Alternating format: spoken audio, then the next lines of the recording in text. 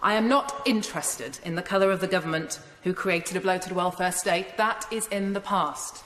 I don't care whose fault it is. But I do know one thing. It is not the fault of the recipients of tax credits.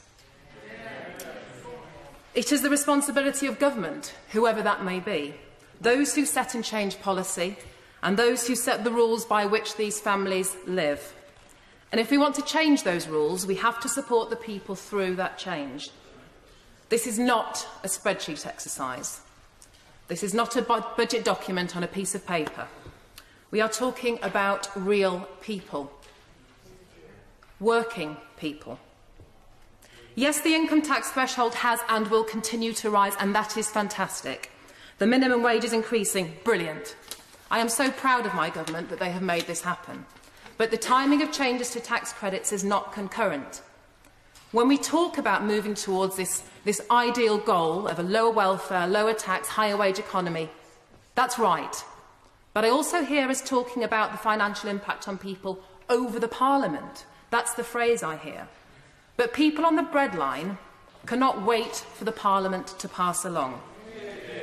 For many, everyday living is hand-to-mouth living. Madam Deputy Speaker, I suspect you and I could weather such a transition period.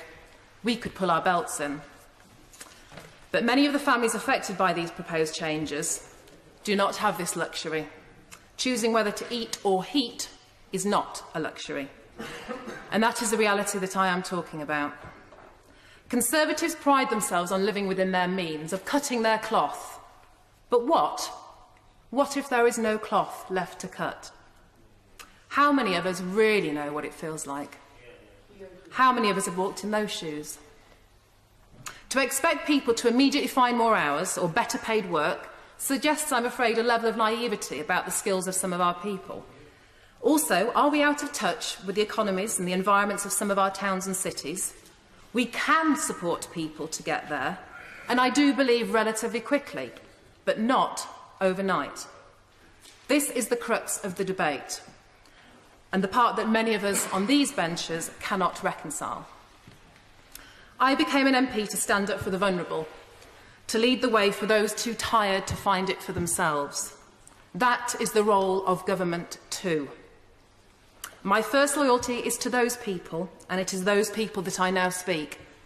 To suggest that some Conservative members may only challenge the approach because they fear for their seats, that is offensive. This is not about retaining votes.